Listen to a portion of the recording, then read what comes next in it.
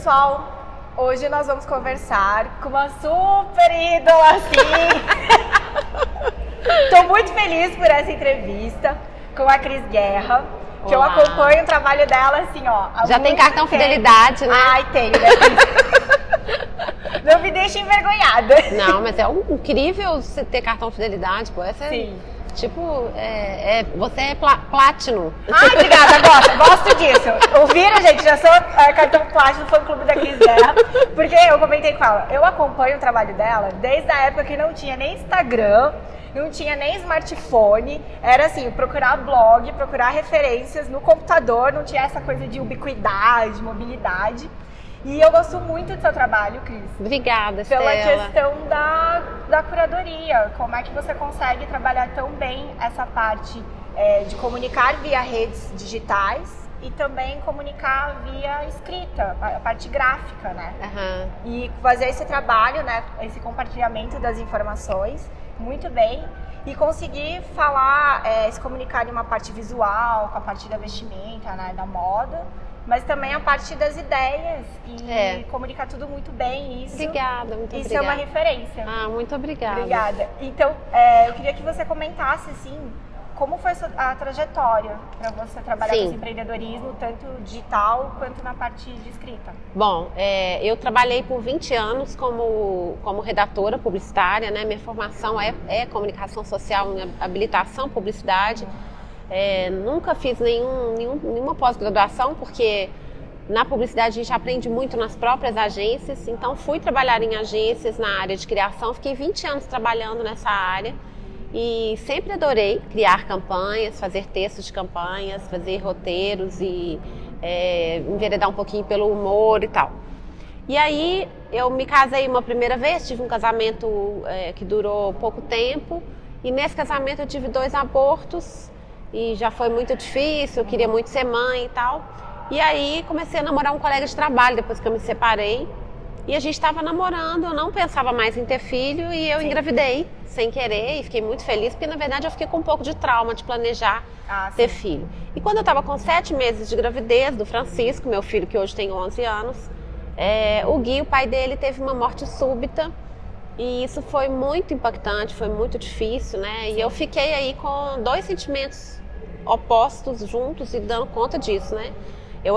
Quando o Francisco nasceu, eu era a mãe mais feliz, mas eu era a mulher mais triste também. Sim.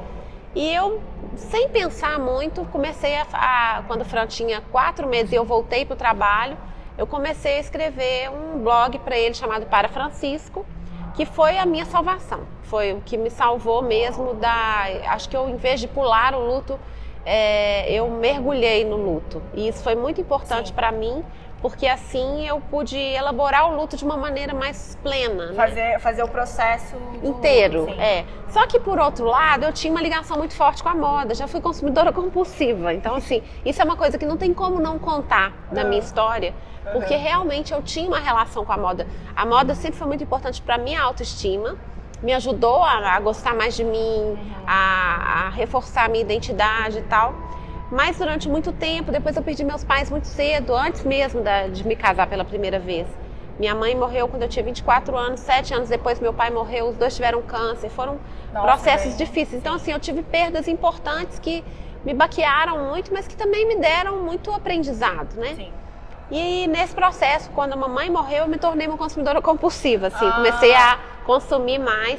Então eu enchi o armário de roupa, mas eu olhava a moda como uma coisa... Mas ela também trabalhava alguma coisa com moda? Porque eu sei que ela costurava, fazia alguns Minha mãe fazia né? tricô, na verdade ela fazia tricô, tanto à mão como à máquina, maravilhosamente bem, mas ela nunca teve uma grife, ela fazia por encomenda. Sim. E ela gostava de comprar as roupas dela também, mas era diferente, o nosso encontro não era muito ali. Mas eu acho que a moda, a coisa de ir comprar era meio que uma válvula de escape mesmo. Quando a mamãe faltou, era onde eu ia dar conta da minha dor, né? A gente usa muitas vezes essas coisas. Sim. E aí, eu via o meu armário cheio de roupa, tinha um carinho muito grande para me vestir, eu sempre ia trabalhar muito arrumada, eu era meio famosa por isso. Era engraçado. E é uma coisa natural até pra você, não é?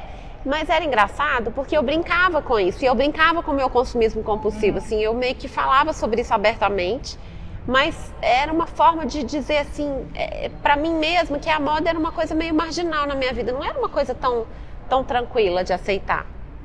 E só que no período quando o Gui morreu e depois quando o Francisco nasceu, não teve um momento que eu me abandonei do ponto de vista do vestir. Sim. E o vestir, ele foi um grande apoio. E autoestima, né? Totalmente. De se cuidar. Muito importante, assim.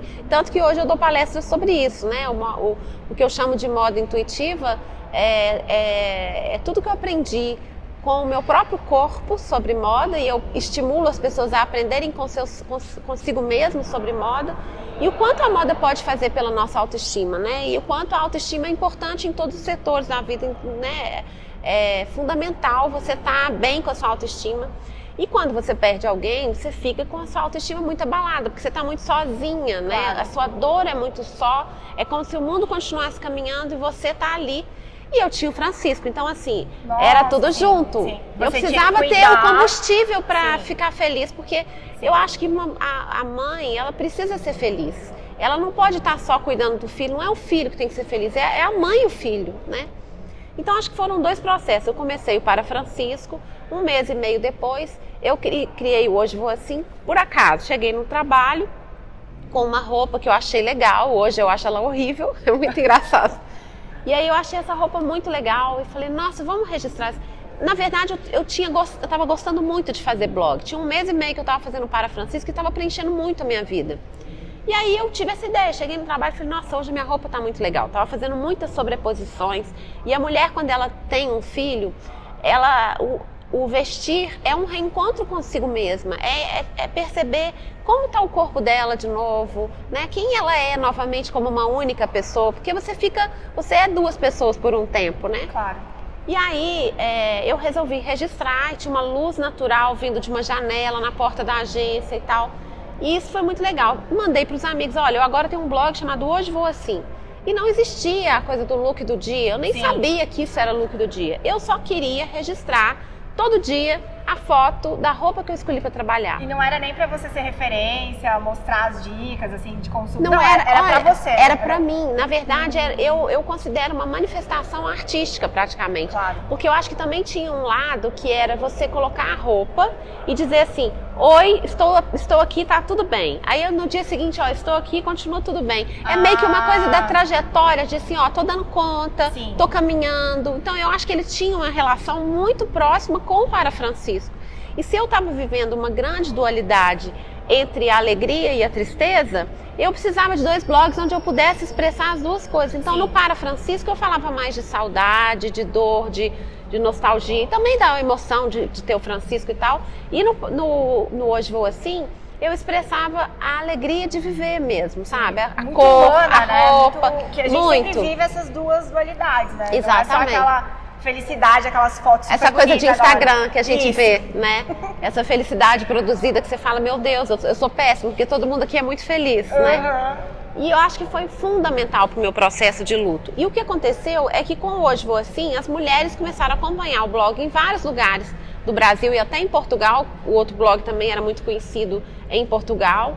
E aí as pessoas falavam, Cris, coloca uma roupa, coloca a roupa de hoje, estou esperando. E começavam a contar, olha, eu agora comprei uma bolsa amarela, eu cortei o meu cabelo, meu marido está me achando mais bonita. Então o tal do empoderamento feminino que a gente fala muito hoje, sem querer estava acontecendo naquela época, né? Sem que eu percebesse. Então eu acho que é um blog, ele foi um blog que antes de trabalhar com moda, ele falou muito de autoestima. E o que acontecia é que muita gente entrava no Hoje Vou Assim, não sabia que o Para Francisco também era meu, ou não conhecia o Para Francisco, ou vice-versa. E as pessoas achavam muito engraçado que fosse a mesma mulher, né? Louca, né? Num blog ela chorava, no outro ela se exibia como modelo. E eu fui crescendo na câmera e fui virando modelo. Eu sou fotogênica, eu falo que eu sou mais fotogênica do que bonita. Sim. Gente, porque ela é do jeito que ela é nas mídias. Não pensa nada, é do jeito que é. Mas assim, eu sou super elétrica e tudo mais, mas eu realmente tenho jeito com a câmera, eu sou leonina, né? E aí eu fui descobrindo esse jeito, e isso foi encorajando muitas mulheres, porque eu sou uma mulher comum, sou uma mulher normal, que você vê na rua, né? Estatura mediana, magra, mas não sou corpão, não tem nada, não é um mulherão, não é uma mulher de olho azul, não é nada, né? E isso era muito engraçado, porque eu comecei a mostrar o quanto você, sem querer, para cada mulher eu pude mostrar assim, o quanto você é grande, né? O quanto no seu universo você pode crescer, olhar para você e falar, nu, que mulherão. E eu realmente tenho essa relação comigo. Eu aprendi a me valorizar e acho que realmente, à medida que eu fui me valorizando, eu me senti mais bonita, de fato. E a beleza, ela meio que transcende, né? Eu vejo isso muito na Gisele Bündchen. Quanto mais segura ela foi ficando, mais bonita ela foi ficando. É verdade, né? É verdade. Então, essa foi a trajetória. Resultado, tive que sair das agências porque começou a ficar grande demais o trabalho e fui viver só dos meus blogs. E eu fiquei um tempo fazendo os 2 blogs, mas eu comecei logo a dar palestra, principalmente sobre autoestima. E hoje a minha atividade principal é como palestrante e escritora. Sim. Porque aí o Para Francisco mostrou que existia uma escritora em mim. Eu era uma redatora publicitária que jamais teve a intenção de ser escritora, porque eu conheço muitos redatores que pensavam, não, eu vou ser redator publicitário, mas o meu sonho é ser escritor. Não, eu não tinha a menor pretensão. E eu nunca fui uma grande leitora. Eu sempre li, mas nunca fui uma grande leitora. Então eu nunca achava que eu podia ser escritora. Sim. E o resultado é que quando eu comecei a escrever, eu demorei um tempo para entender que não era só um enredo que era bom, né? Não era um enredo que era interessante. A minha forma de escrever também estava interessante. Eu precisei de gente para dizer isso para mim. E as próprias redes, né? Assim, gostando da história e tal. Então foi muito legal porque eu descobri uma escritora, aí comecei a escrever crônica, comecei a fazer coluna, né? Eu tenho uma coluna na Rádio Band News aqui de Belo Horizonte, comecei a escrever na revista Encontro, e aí depois eu escrevi na Veja BH, quando a Veja BH surgiu. Depois a Veja BH, ela ficou 3 anos circulando na cidade, aí a Abril fechou, a Veja BH, eu voltei para a revista Encontro. Hoje eu escrevo na Vida Simples também, que é uma revista que eu amo. Sim.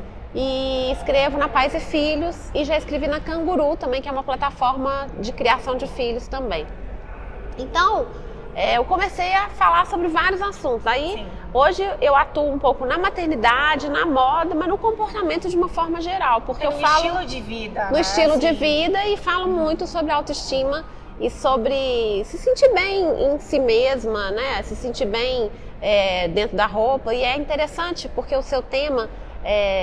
se a gente parar para pensar, a roupa é a nossa primeira casa, depois vem a casa e a cidade é uma casa, né? Assim, sim. Então acho que tudo tem a ver, né? E a cidade não pode ser agressiva, todos têm que estar conectados, tudo tem que ser muito acolhedor. É o que a gente tem que tomar, acho que é uma consciência que a gente tem que tomar cada vez mais e é um aprendizado também, né? Sim. Eu acredito que as cidades ainda estão caminhando a passos lentos para essa consciência, né? Como a gente está conversando sobre cidade, como que você vê, porque eu vejo assim, que você tem uma referência, você é muito espontânea em informar os seus gostos, os seus interesses, as suas ideias, que eu acho que tem muito a ver com esse lugar que você circula, né? Que é a cidade de Belo Horizonte.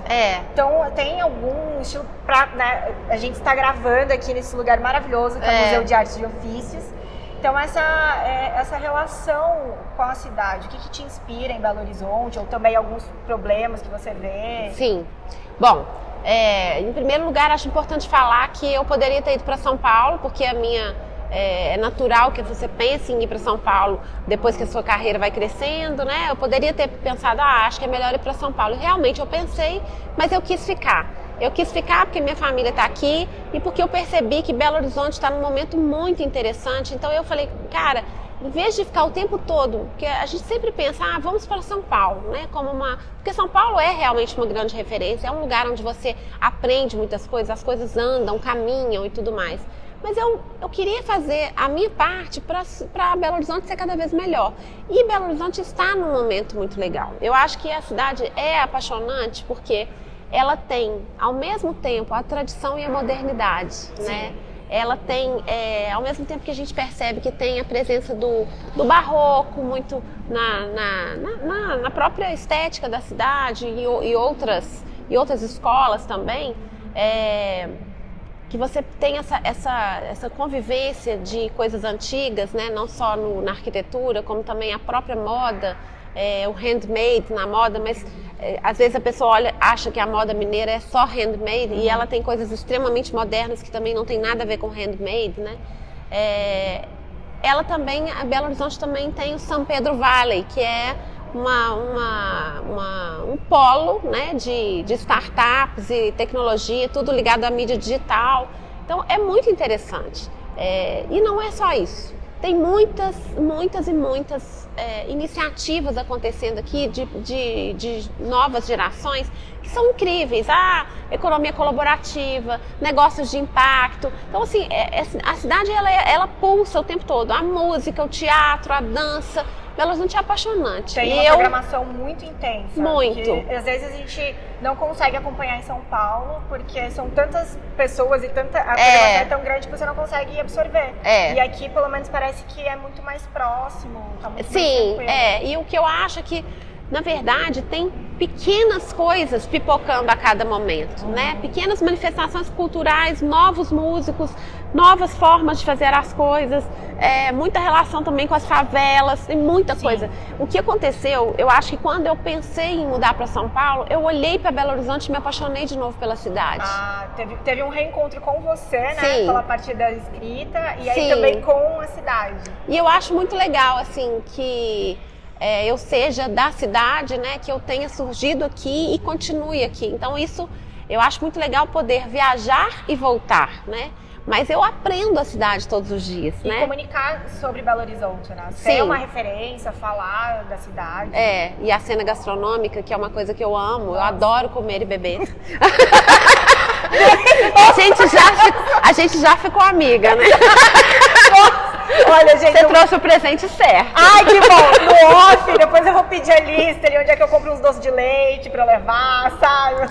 Muita coisa legal, mas eu acho que, na verdade, isso que é interessante. Existe a culinária mineira, mas você vai encontrar a culinária de origem, que é uma roupagem nova para aquilo que a gente tem de melhor. Então, assim, você vai num restaurante como o Gluton, ou Trindade, e vários outros, né? O Alma Chef agora, que está com um chefe francês, mas também o Alma Chef de dois sócios mineiros, um deles é o Felipe Ramé, que não está mais atuando no Alma Chef, está fazendo outras coisas. Então, assim, tem bares, aí tem o bar do Léo Paixão, do dono do Gluton, que agora é o Nicolau Bar da Esquina. Mas, assim, é muita coisa, são muitas coisas. Belo Horizonte é uma cidade que você come muito bem, que você tem essa coisa das pessoas mesmo, é muito legal. Agora tem os problemas, né? Sim. Eu vejo um grande problema na cidade, que é a falta de um metrô. Acho que nós estamos vivendo uma questão hoje que eu considero extremamente séria, e eu fiz uma pesquisa sobre isso, uma rápida pesquisa sobre isso para falar de trânsito em Belo Horizonte, e descobri que Belo Horizonte tem o maior índice de carro por habitante. E isso é assustador. E eu tive uma experiência recentemente que eu fiquei 2 anos e meio sem carro. Agora tem 9 meses que eu estou de carro de novo, porque eu comecei a sentir falta do carro no fim de semana. Mas foi maravilhoso ficar 2 anos e meio sem carro. Eu moro no Sion, que é um bairro que está do lado da Savassi, então é um bairro mais ou menos central. E meu filho estuda pertinho da escola, mora pertinho da escola, né? A escola é pertinho de casa. E hoje ele vai a pé para a escola, tem escola de inglês pertinho também. A escola de esporte dele é no próprio colégio e tudo mais. Então tudo fica perto. E eu, durante a semana, eu uso muito menos carro do que no fim de semana. E saio muito, uso muito táxi, muito Uber e tudo mais. Mas deveria usar mais ônibus, porque dá para usar também. Às vezes eu fico um pouco preguiçosa. É uma cidade baseada no transporte com carros. Exatamente. Não tem uma coisa do compartilhamento, pensar em novas formas de andar e aproveitar, né? Quando a gente faz uma cidade caminhável, nós absorvemos e conseguimos ser muito mais criativos. Muito mais, e fica mais agradável e tal. Eu acho que essa cultura que tem muito em São Paulo, de tentar morar perto do trabalho, está vindo muito para Belo Horizonte. Mas eu fico pensando assim, o que acontece é que para a pessoa que mora mais longe, que mora numa periferia, ela é a primeira a comprar um carro. Que hoje, né, existe essa condição maior para comprar, e tá certo. Sabe, é muito mais fácil eu, que moro mais central, ficar sem carro, do que um cara que todo dia tem que pegar de um bairro e andar 20 quilômetros, 10, 20 quilômetros, e de ônibus, né? E o metrô, ele pega uma parte muito pequena da cidade, né? Uma boa parte dele é de superfície. Eu nunca andei no metrô aqui, porque normalmente se eu for para um lugar onde o metrô pega, eu iria de carro. O metrô não é para mim, né? Mas ele seria se ele ocupasse a cidade toda. Então o que acontece é que as linhas de ônibus ficam muito sobrecarregadas, né? Existem algumas coisas como o MOVE, que veio para melhorar muita coisa. A gente vê que tem muita melhoria. E as ciclovias, elas são mal planejadas ainda. Existe um movimento muito forte das bicicletas, que eu acho assim extremamente louvável, porque eu acho difícil. Você tem que ter preparo físico, né? Sim. E pontos de descanso para as pessoas. Exatamente. Também. E os ciclistas, uma vez eu falei sobre isso, eles ficaram com ódio de mim, mas eu não estava criticando eles de forma alguma. Eu só acho que Belo Horizonte é uma cidade muito acidentada, que todo mundo que chega de fora fala, nossa, você vai subir essa ladeira de carro? Meu Deus! Então, assim, as pessoas andam em Belo Horizonte e existe um movimento muito grande dos ciclistas, mas não existe a educação do motorista para entender que o ciclista é prioridade, para entender que ele tem que ter respeito.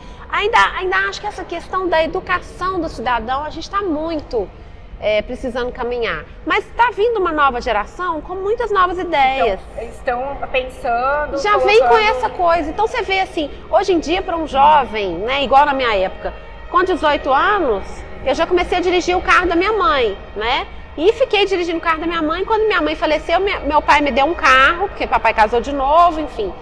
Me deu um carro, aí eu comecei a ter, eu sempre tive meu carro. Aí eu fiquei esses 2 anos e meio sem carro, foi uma revolução na minha vida. Você conheceu outra Belo Horizonte? Sim, e passei a andar muito a pé. Eu continuo andando muito a pé pelo meu bairro. Eu cumprimento as pessoas, porque o barulho da cidade é outro. O cheiro, os sons, as pessoas falando. É muito legal você andar a pé. Eu sou muito apaixonada por Paris. E eu acho que Paris é uma cidade que eu queria morar um dia em Paris para andar a pé por Paris. Porque qualquer lugar que você olha é lindo, né? Sim. Então, assim, e é uma cidade que não é tão grande, né? Pelo menos a Paris antiga. E eu acho que dá para fazer isso se você tiver um bom metrô, porque Paris tem um metrô de centenário, né? Cada 4 quadras. Você anda de metrô na cidade toda. Eu andei em Paris de táxi uma única vez porque eu tava com pressa, né? Eu fui 3 vezes a Paris, eu tomei um táxi, 3 vezes em Paris, né? Sim, sempre foi do metrô. Sempre do foi trem, com o metrô, né? E eu acho que o metrô, gente, é o transporte mais incrível. Eu acho um luxo. Eu vou a São Paulo andando de metrô, eu acho um luxo. Sabe? Então, assim, a coisa de mineiro que tá em São Paulo, nossa, vou pegar o metrô. Vou entrar embaixo da terra, não é? Ai, mas é tão evoluído. Né? Peguei o metrô em Milão, em Paris. Eu pego o metrô e falo, gente, é muito evoluído. Então, assim, é um sonho. O metrô em Belo Horizonte é um sonho. Porque parece que tem porque a cidade uma é máfia do transporte coletivo, sim. Entendeu? A gente não sabe o que está por trás, e é uma exatamente. cidade muito espalhada. Precisava ter realmente uma linha de metrô aqui. É muito, e precisava demais. E dizem que não tem condição de fazer o metrô. Olha, eu não entendo realmente, mas eu não acho que é esse o problema, não. Acho que tem alguma coisa mais por trás, por trás, infelizmente. Porque assim, Belo Horizonte com o metrô, ela ia ficar uma cidade imbatível, sabe? Assim, ela ia ficar muito poderosa. Com o metrô, gente, a gente poderia fazer o turismo aqui se multiplicar. Sim. Porque não é, o turismo agora tá num momento muito legal.